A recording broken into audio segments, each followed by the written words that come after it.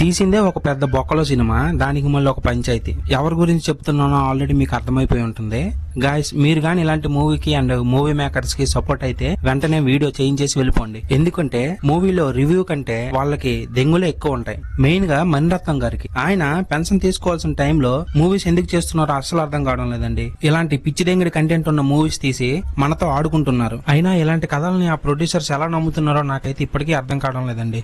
మళ్ళీ పెద్ద వీళ్ళేదో పొడి చేసినట్టు మనపై ఏడుస్తూ ఉంటారు. అలా ఏడ్చి ఏడ్చి ఇలా తయారయ్యారు సాంబన్న కొడుకులు. లేకపోతే ఏంటండి, వాళ్ళు తీసుకునే మూవీలు వాళ్ళు తీసుకోవాలి గానీ అలా చేతకాక మన మూవీస్ పై ఏడుస్తూ ఇలాంటి రొట్ట మూవీస్ తీస్తూ ఉంటారు. అండ్ మన ఉలగ నాయకన్ కమల్ హాసన్ గారి విషయానికి వస్తే ఇంకో అడుగు ముందుకేసేశారు. ఏదో పెద్ద నేనే గొప్ప, నా భాషే గొప్ప అన్నట్టు ఆ కర్ణాటక వాళ్ళతో రుచి పెట్టుకున్నారు. మా భాష నుంచి అన్ని భాషలు వచ్చాయి, మేమే పెద్ద తోపుగలము, మేమే పెద్ద రుచిగలము అనుకుని ఓవరాక్షన్ దొబ్బాడు.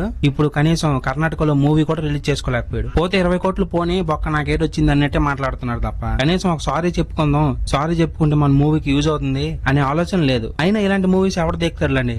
అండ్ ఆ ఇష్యూ పై కర్ణాటక హైకోర్టు ఎంత గడ్డి పెట్టినా నా సినిమానైనా రిలీజ్ చేయడం మానేస్తాను గానీ సారీ మాత్రం చెప్పనని ఓవరాక్షన్ చేస్తున్నాడు గురు. ఇలాంటి మూవీస్ కి కలెక్షన్స్ కూడా రావులండి. మనం సారీ చెప్పినా వేస్టే అవుద్దని ఫీల్ అయ్యి ఇలా చెప్పలేదేమో నాకైతే తెలియదు గానీ అది మాత్రం ఓవరాక్షన్ ఏనండి. తన సొంత మూవీ టీం వాళ్ళు కూడా ఎంత కన్విన్స్ చేద్దామని చూసినా పట్టుపట్టని విక్రమార్కుడిలా అలా నాటకాలు దొబ్బుతున్నాడే తప్ప సారీ చెప్పి మన మూవీని అక్కడ రిలీజ్ చేసుకుందాం అనే ఫీలింగ్ లో అయితే లేడు. సరే, ఆ విషయం పక్కన పెడితే మూవీ అయితే మరీ రొట్టలాగా ఉందండి. ఒక నార్మల్ గ్యాంగ్స్టర్ మూవీలనే స్టోరీని అల్లుకొని సాగదీసి దొబ్బారు మూవీని. ఈ తరహాలో ఉన్న మూవీస్ మనం ఆల్రెడీ చాలానే చూసేసామండి, మన టాలీవుడ్ లోను బయట ఇండస్ట్రీలోను. ఉదాహరణకి చెప్పుకోవాలంటే మన నాగార్జున గారు అండ్ నాని గారు నటించిన దేవదాస్ మూవీలానే ఉంటుందండి సేమ్ ఈ మూవీ కూడా. కాకపోతే అక్కడ నాని గారు డాక్టర్ పెద్ద వ్యక్తి, ఇక్కడ సింబు గారు చిన్న వ్యక్తి. తనని కాపాడినందుకు తనని పెంచుకుంటూ పెద్ద చేసి మళ్ళీ వాళ్ళకి ఏదో చిచ్చొచ్చి వాళ్ళిద్దరు గొడవ పడి అదే రొట్ట స్టోరీ కంటిన్యూ చేస్తారు డైరెక్టర్. అందులో చాలా క్యారెక్టర్లు, పెద్ద పెద్ద క్యారెక్టర్లు, పెద్ద పెద్ద వ్యక్తులు వస్తుంటారండి. వాళ్ళు ఎందుకు వస్తుంటారో, వాళ్ళు ఎందుకు వెళ్ళిపోతుంటారో కూడా తెలియదు. త్రిష క్యారెక్టర్ అయితే బుర్ర పాడు అసలు. మన తెలుగు సినిమాలు మంచి కంటెంట్ ఉన్న సినిమాలు చెయ్యమ్మా తల్లి అంటే చెయ్యదు గానీ ఇలా ఒక 2 నిమిషాలు 3 నిమిషాలు పనికిరాని ఇంకటి క్యారెక్టర్లు చేయమంటే మాత్రం ఫస్ట్ ఉంటది. ఏమంటే మా ఇష్టము, మా రొడ్డ, మా తొక్క, మా బొక్క అన్నట్టు. అయినా ఒక గ్రేట్ డైరెక్టర్ అనేవాడు మరీ ఇంత వేస్ట్ మూవీ తీస్తాడని నేను అస్సలు అనుకోలేదండి.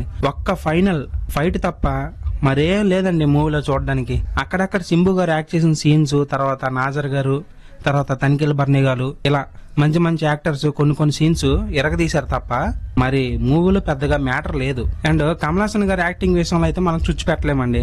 ఎందుకంటే ఆల్రెడీ తనకి ఉన్న దాంట్లో తను ఎరగదీసేస్తాడు, అది వేరే విషయం. కానీ మూవీకి మైనస్ పడింది మాత్రం తన వల్లే. తను ఏమైనా పెద్ద హిస్టరీ లెక్చరర్ లాగా మా భాష నుంచి ఆ కర్ణాటక భాష వచ్చింది, కన్నడ వచ్చింది, తెలుగు వచ్చింది, బొక్క వచ్చింది, తొక్క వచ్చింది అని సొల్లు దింగితే ఇలాగే మూవీకి ఎవరు రారు. మన తెలుగు వాళ్ళంతా పిచ్చినా కొడుకులం కదా, ఎలాగో మూవీస్ వస్తున్నాయి కాబట్టి చూసేస్తాం ఫస్ట్ రోజు.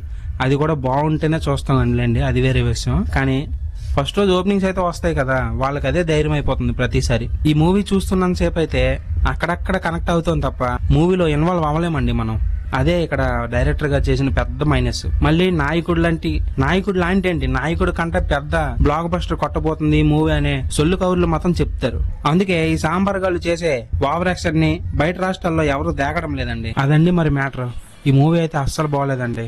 అక్కడక్కడ కొన్ని సీన్స్ తప్ప మరేం బాగలేదు. ఇద్దరు దిగజాలు కలిసి మూవీ తీశారు కదా, మంచి క్లాసికల్ మూవీ మనకి అందిస్తారేమో అని ఆశతో మూవీకి వెళ్ళాను కానీ మూవీ చాలా డిసప్పాయింట్ చేసిందండి మమ్మల్ని. అందుకే ఈ రివ్యూలో కూడా ఇంత రియాక్ట్ అవ్వాల్సి వస్తుంది. ఎనీవే, ఎవరైనా ఫ్యాన్స్ ఉంటే ఫీల్ అవ్వకండి. ఇదంతా మూవీ మంచిగా తీయలేదనే బాధతో అన్నా తప్ప పెద్దగా మనసులో పెట్టుకునే విషయం అయితే కాదు, సరేనా? అండ్ ఈ వీడియో ఎంతవరకు చూసినందుకు చాలా థ్యాంక్స్ అండి. మళ్ళీ ఇంకో మంచి వీడియోతో కలుద్దాం, సరేనా? Thank you for watching my video guys.